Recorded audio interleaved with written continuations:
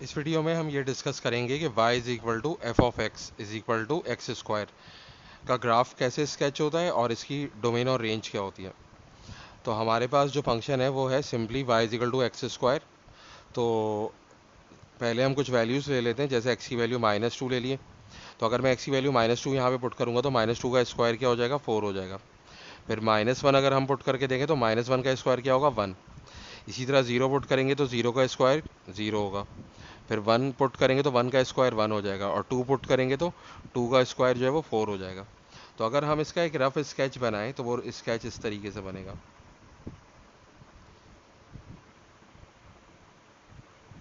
ये जो है क्वाड्रेटिक का हमारा या y equal to x square का ग्राफ है। इसको हम क्वाड्रेटिक भी कहते हैं अगर एक्स स्क्वायर होता है किसी एक्सप्रेशन के अंदर, यानी कि किसी पॉलिनॉमियल की हाईएस्ट डिग्री अगर 2 होती है तो उसको हम क्वाड्रेटिक भी कहते हैं। ये क्वाड्रेटिक ही है बेसिक आपका, और इस शेप को हम पैराबोला भी कहते हैं।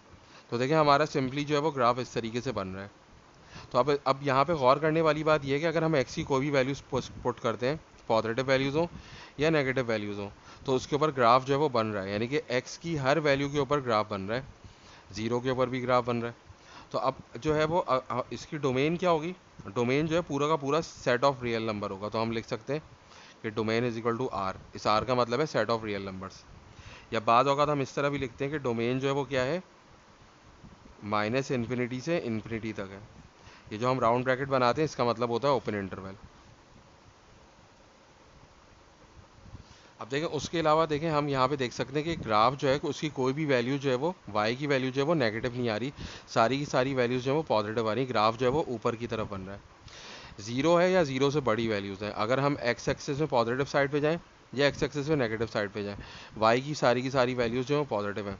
यानी कि y की वैल्यूज़ हम ये कह सकते हैं y की वैल्यूज़ जो है वो ग्रेटर देन और इक्वल टू ज़ीरो हैं। तो ये जो चीज़ है ये हमारे पास क्या है, ये रेंज है।